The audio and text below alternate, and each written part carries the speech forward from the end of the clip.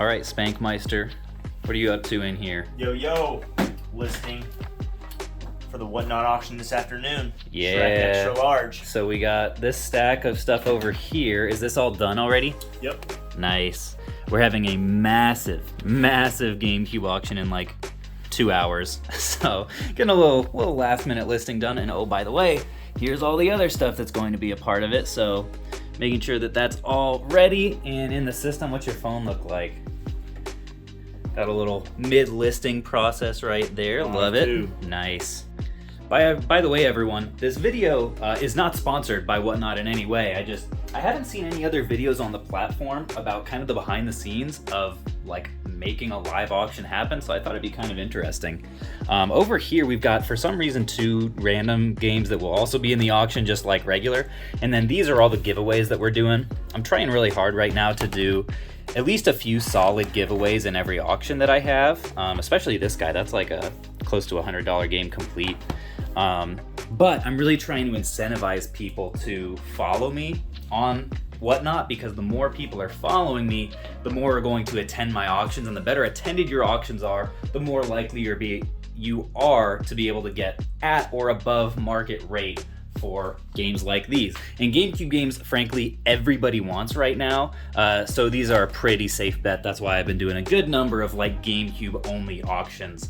This is my second big one, but I've been sprinkling in a lot of GameCube stuff to my regular auctions on there, just because they always sell really well. So on the whole, our Whatnot auction process has gotten pretty smooth. I've done, I don't know, maybe like 10 or so auctions, so I've got some reps under my belt, got some technical issues worked out as well.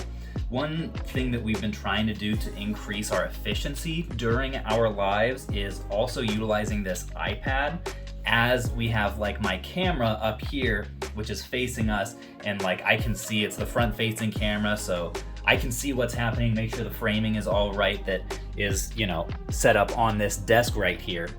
And then in addition to that, we also now have a secondary device with which we can go onto the app into the same auction, and I can have Spencer, or if it's me, if Spencer's showing something off, I can go on and queue up the next listing, and basically as soon as he's done showing off the game here that he's working on, that the current auction is, I can go in here, set the next one up, and then as soon as he's done, puts it down, boom, I'll make the next one live as long as there's not any explaining or anything that needs to happen. And that helps keep the pacing of the auction super quick.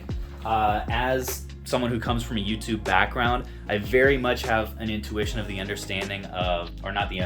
importance of retention, right? Just like you want to keep someone watching your YouTube video as long as possible, you want to give people a reason to not click off of your auction. So I try to do that the best I can by keeping everything fast paced. It's why I start everything at $1 and the timer for everything at 20 seconds. A lot of people will do 30, 45, a minute. I like to keep things moving really quick, so that's why I do that. Alrighty folks, so we are T-minus like 10 minutes to stream time. This is what it's going to look like up here. This is the little camera setup. We got Spanky back here with the iPad, as well as the nice little mood lighting LED back here, and all these stacks of inventory that are gonna be going up. I'm gonna bring up a nice little ambient, well, not really ambient, but like high energy video game music playlist, and we're gonna get things rolling. I'm gonna try to remember to film a little bit as the auction is rolling, so you guys can kind of see like a behind the scenes of what it really looks like, maybe when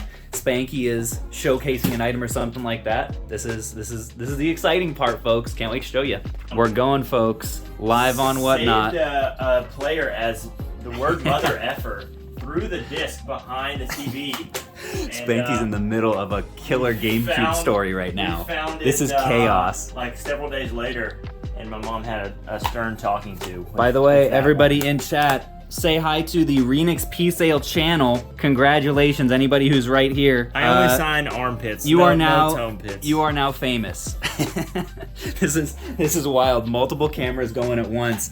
Yeah, it's been a good auction so far, folks. These 4 we have already sold, and we keep it rolling. Like I said, what did we do? I don't think I ever. Did it not? You know. Okay, apparently the auction for that one was never started. That's what happens So when here you we try go. to record multiple things at once. Okay, I have to hop back into it. Here. All right, folks, here's what we're looking at. Behind the scenes. Player's Choice Sonic Heroes. This is one of the Of a whatnot giveaways, folks, that auction. we're doing at this moment. Sonic Heroes. People are In the we've lab got right now. 172 entries. Folks, we're going to keep it going for 5. Get it to 4, 200. 3, 2, 1. All right, I'm going to draw the winner. This is the best part of like every auction, folks. Here we go. Get a zoom in of that. Giveaway winner is... Mega the Man suspense is out. killing me. Tristan Tech. Tech. Congratulations on that win. First giveaway of the day. We've got 3 more bangers coming up, so stay tuned, folks. Well, folks, the auction is now done. The music's off. The lights are off. We've got our big old... Hi, Elsie. Say hi to the viewers at home. Hi, doggy.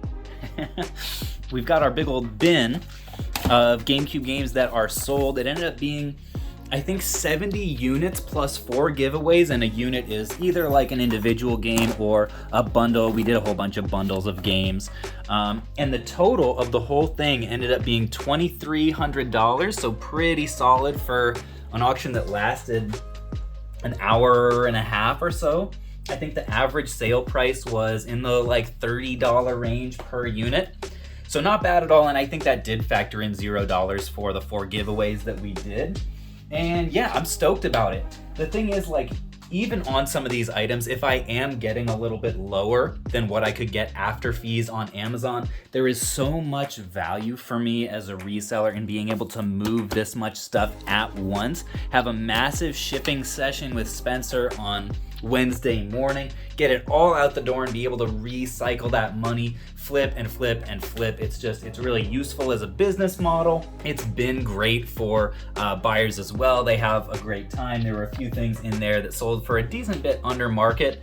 And yeah, it's sort of just a win-win-win. And here's the thing, folks. I know there are going to be probably people who say that I'm just being paid to say this. I'm not. No one has ever done anything sponsored on the RainXP Sales channel, and my contract on the main channel doesn't specify anything that I have to do or not do on this one.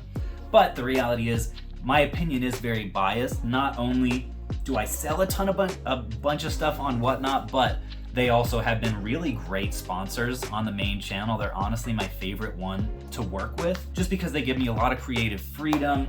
Like, they pay on time. Alan, my contact there, is great. But I will say, in response to a couple comments that I often get from people who are upset that I'm doing more on Whatnot now, one is that there aren't deals to be had on the site, which is absolutely ridiculous. I think the only people who comment that are ones that popped into like maybe me and Rick's auctions and saw a couple things going for over market value, and they're like, you can't find anything good on anything for under market value.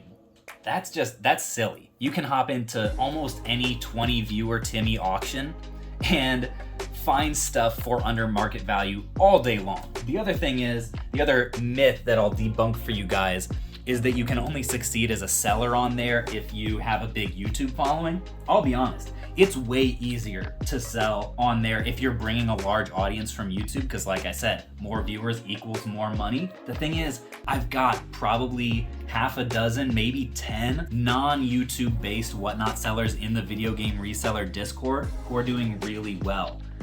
They take things seriously, like entertainment value and having actual good inventory. If you're gonna go on there and expect to sell a bunch of your low dollar junk games from your death pile for full market value, you're just not. It takes work. You have to really put effort into building up a following on there, but I've got lots of folks in the Discord who are doing it with no social media following whatsoever. People just know them on Whatnot because they're a part of the community and they do good auctions. Now, for the sake of balance, I'll be the first one to say Whatnot definitely has issues. It's such a young platform, it's almost impossible for there not to be. I would really like to see some improvements in like creating basically a thumbnail image for auctions. Their notification system sends out way too many notifications. I've been on the horn with my rep there about that a good amount, because I just think no one's gonna turn notifications on if they keep getting bombarded by stuff.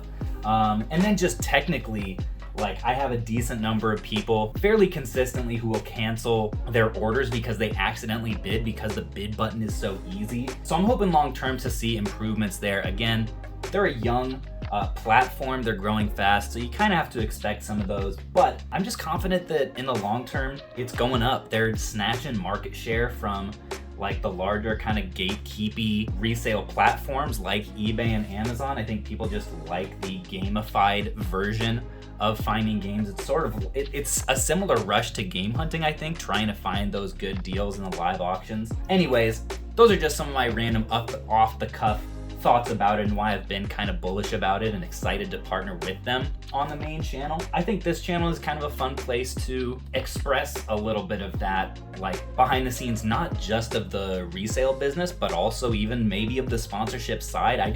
I want to be discerning about how much of that I share, because I don't want to, like, if I have a sponsor that like I'm not gonna work with again, I don't want to come on here and just like trash them. But yeah, Whatnot's been great to me, so appreciate them for that, and appreciate you guys for coming along for this. You know, kind of let me know in the comments what you think of how this channel is shaping up, because at this point I'm really liking how it's just kind of like, I don't feel like I have to put all that much into it, and because of that I feel like I'm actually able to show more, kind of paradoxically. Like normally I wouldn't have made a random video about the behind the scenes of a Whatnot auction, but because I don't feel a huge like pressure for it to be a high production thing, I was able to do it and then just rant about the platform as a whole and talk about sponsorships a little bit. I don't know, hopefully you guys are enjoying it. I'm gonna shut up now. Thank you all for watching, and peace out.